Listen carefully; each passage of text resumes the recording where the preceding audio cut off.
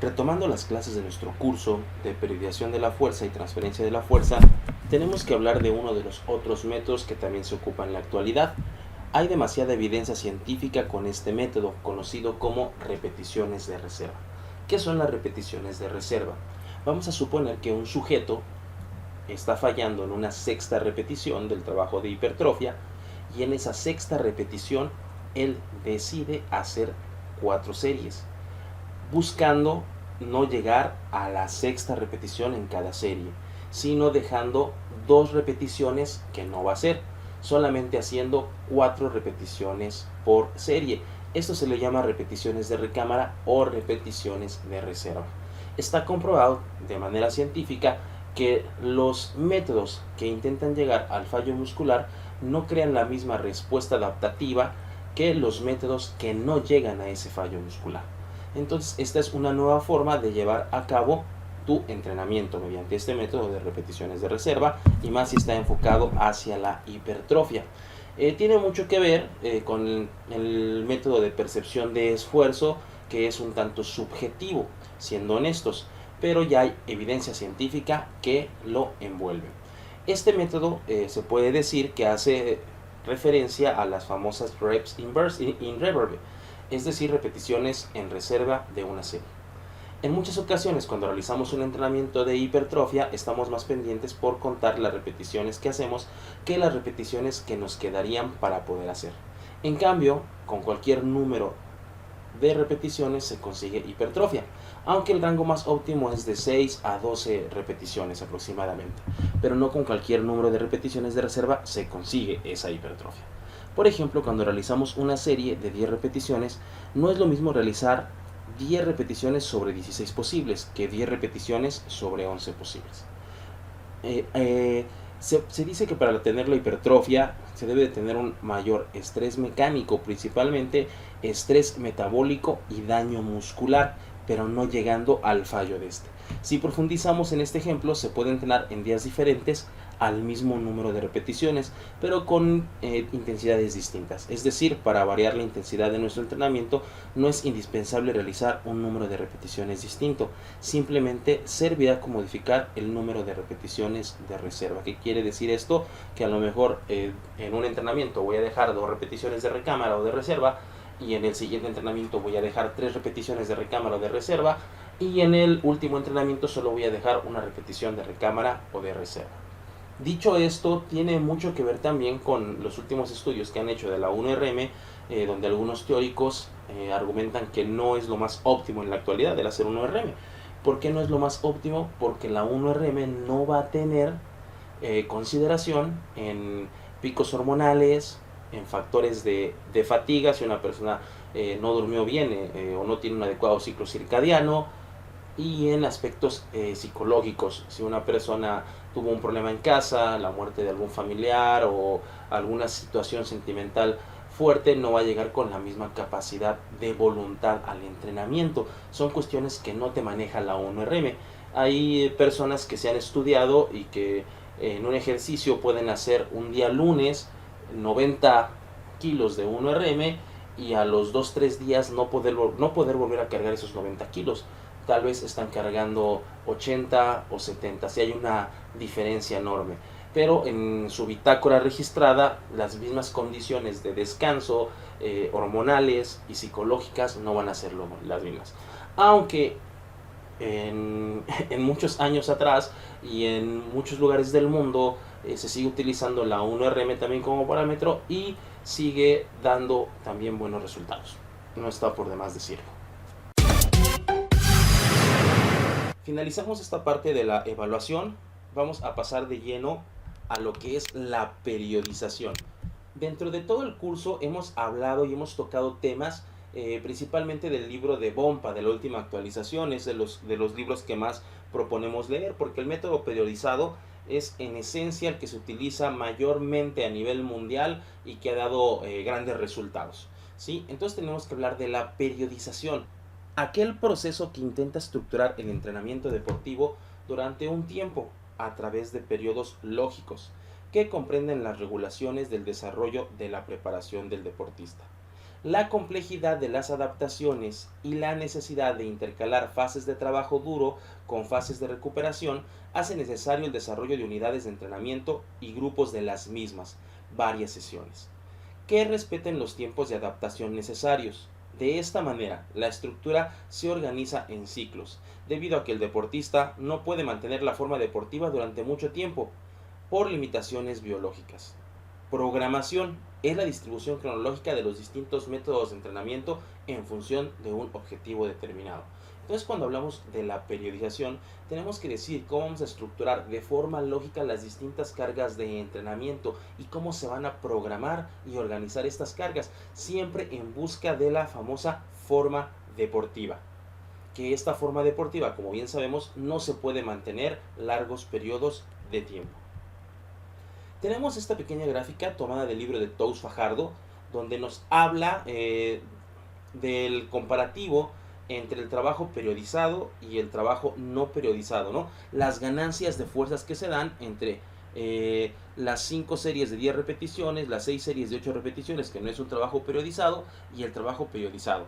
Las primeras 4 semanas es muy poca la diferencia entre el 5 series y el 6 series y el periodizado. A partir de la 8, la 12 y la 16 se incrementa el trabajo periodizado con mayores resultados. ¿Sí? Bueno, aquí inicia el parteaguas de nuestro programa de entrenamiento.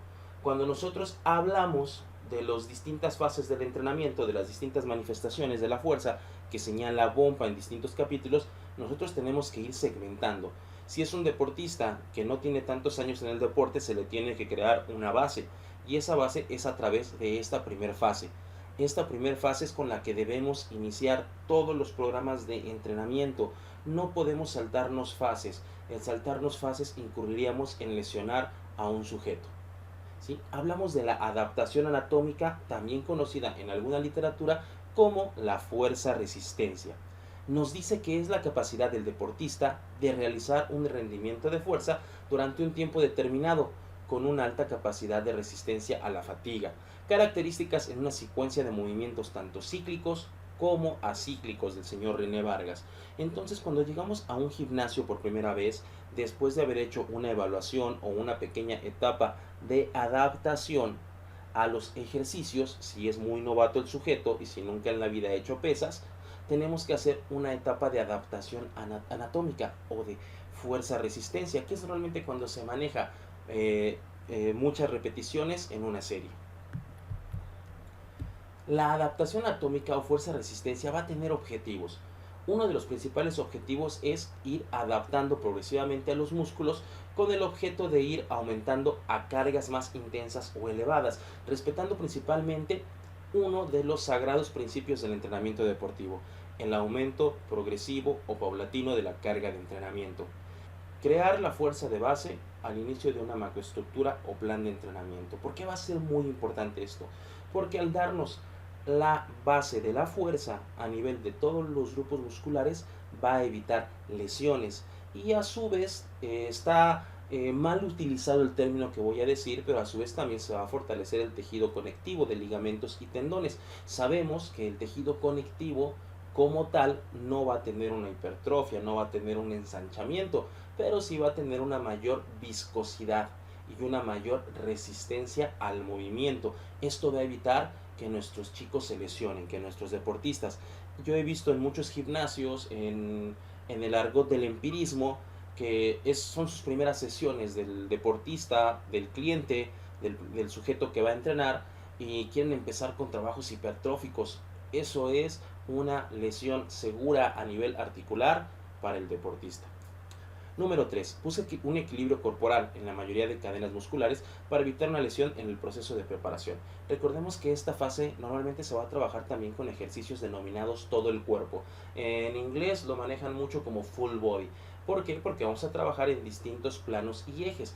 Va a ser un entrenamiento principalmente multiarticular, multiplanar y propioceptivo. Recordemos que en esta fase, como lo menciona el libro de Bompa, que ustedes ya leyeron, que ustedes ya resumieron, va a ser muy importante el trabajo del centro del cuerpo, el trabajo del famoso núcleo. ¿Cuáles son los métodos de desarrollo más que se utilizan en esta fase? Muchos de estos métodos son trabajos aislados de la gimnasia artística, de la calistecnia, de las artes marciales mixtas, de la danza contemporánea, que se les conoce como cuadrupedias, de desplazamientos en 4 puntos, tripedias, desplazamientos en 3 puntos, bipedias y arrastres. En algunos lugares los llaman erróneamente animaleo o trabajo de animales, porque normalmente a una de estas variantes le van poniendo el nombre de un animal. No, su nombre es cuadrupedias o desplazamientos en 4 puntos. Otro de los métodos por excelencia va a ser el método lineal, entre el 30 y 40% de la 1RM, me atrevo a decir hasta el 50-55% como lo maneja Tudor Bomba. Otro va a ser los circuitos, y se puede hacer una serie de combinaciones en los circuitos, ¿no? Con algunos ejercicios full body, con algunos ejercicios de autocarga, incluso con ligas, pesas, lastres. Van a ser algunos de los medios que podemos utilizar, también conocidos como implementos. Aquí pongo yo algunos videos. Estos videos es de cuando estuvimos trabajando en una selección juvenil de judo en el Centro Nacional de Alto de Rendimiento. Aquí intentábamos hacer ese trabajo de adaptación anatómica con sujetos que ya tenían años de entrenamiento, ya no de manera tan genérica, ya metiendo algunos gestos o algunos ejercicios multiarticulares que eran importantes para su deporte.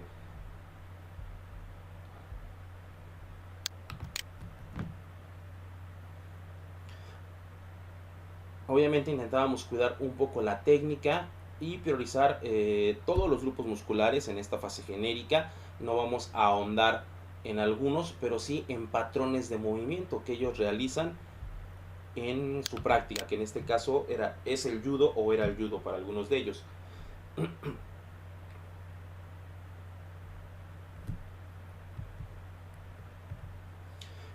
Estos son patrones de movimiento más básicos, todos derivados de las artes marciales. Son las famosas cuadrupedias. Lo que tenemos son arrastres a 2 puntos. Principalmente desarrollamos el trabajo de dorsales en los primeros arrastres, que son bipedias porque son movimientos en 2 puntos. Algunos que son conocidos como cangrejos.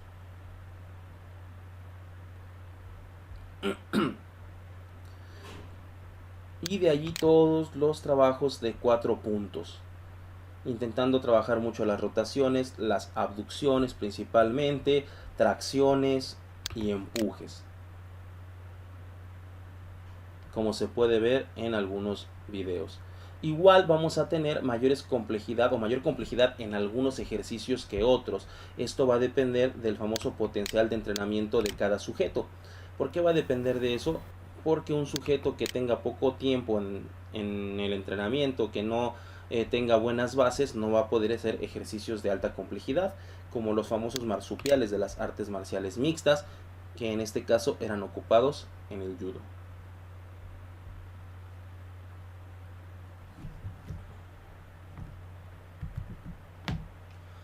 Después viene una segunda fase. En esa segunda fase existen infinidad de métodos. Creo que en la actualidad hay infinidad de estudios acerca de la hipertrofia. En este curso no vamos a ahondar tanto en la hipertrofia ni queremos caer en conflicto con algunos artículos que tal vez no hayamos leído aún, que no hayan caído en nuestras manos, pero sí buscamos ya artículos y métodos comprobados hacia la parte científica, hacia la ciencia. Y de igual forma, más adelante, como ya lo he comentado en clases pasadas, vamos a hacer un curso especializado de hipertrofia, donde ahondemos en este tipo de temas. Cuando hablamos de hipertrofia, hablamos que es el aumento del diámetro transversal de las fibras contráctiles de actina y miosina, producido por la síntesis proteica. En algunos libros se habla de dos tipos de hipertrofia, una más miofibrilar y otra más sarcoplasmática, o también llamada la miofibrilar como sarcomérica, donde hay mayor número de sarcómeras principalmente. La sarcoplasmática nos habla de un mayor número de agua, tanto intracelular como extracelular. Después de la fase de hipertrofia, vamos a hablar del concepto de fuerza máxima. Van un tanto ligados, ahorita explico por qué. Cuando hablamos de fuerza máxima, es la capacidad del organismo de realizar contracciones elevadas y voluntarias para superar resistencias muy altas. Es la fuerza más elevada del sistema neuromuscular que es capaz de desarrollar mediante una contracción muscular voluntaria, nos lo dice el señor Renato Mano. Cuando hablamos de hipertrofia, vamos a buscar crear mayor masa muscular, mayor número de sarcómeras y miofibrillas. Pero esa masa muscular todavía no es útil para el deporte, es un tanto torpe, por así decirlo. Cuando hablamos de fuerza máxima, vamos a buscar el reclutamiento de unidades motoras, el reclutamiento de fibras, donde se van a dar las conexiones nerviosas, mayores números de puentes cruzados, en función de vencer una resistencia, en función de un gesto técnico, ¿no?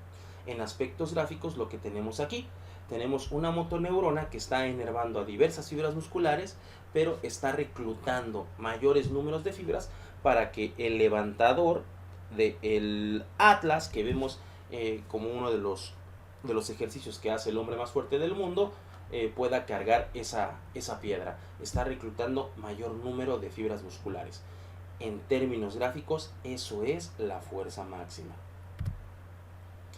Regresamos al concepto de hipertrofia. Ya hablamos de la miofibrilar y de la sarcoplasmática, o de la sarcomérica y la sarcoplasmática.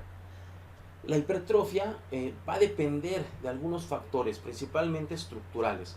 Una de las causas que la generan en el cuerpo humano es un incremento de la fuerza, pero a la hora de la hipertrofia hay que hacerlo teniendo en cuenta una serie de factores que provocan intrínsecamente una serie de peculiaridades. ¿Cuáles son esas peculiaridades?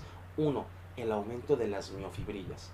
Las miofibrillas se van a llevar en aumento por algo que ya mencionamos al inicio en la parte de la anatomía macroscópica muscular, donde decíamos que la línea Z se fracturaba, haciendo una displasia. Vienen unas células conocidas como células satélite y van a reparar esa línea Z para crear una nueva sarcómera.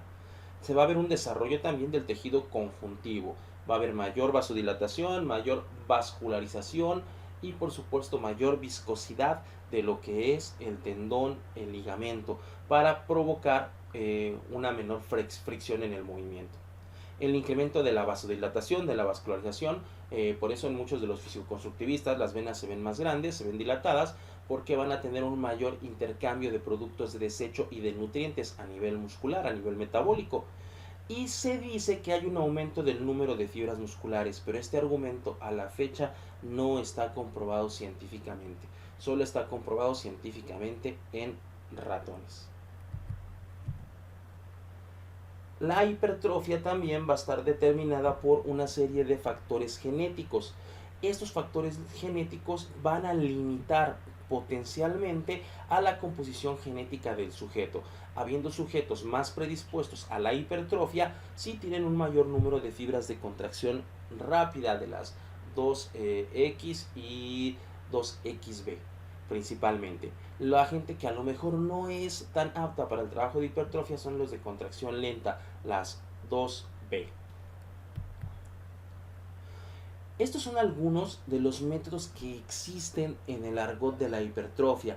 El método lineal corto y largo, el piramidal ascendente y descendente, las biseries directas e indirectas, las triseries, pre-post fatiga, el método de series gigantes, el excéntrico, y los medios son las pesas. A continuación vamos a ver algunos de los métodos de desarrollo de la hipertrofia.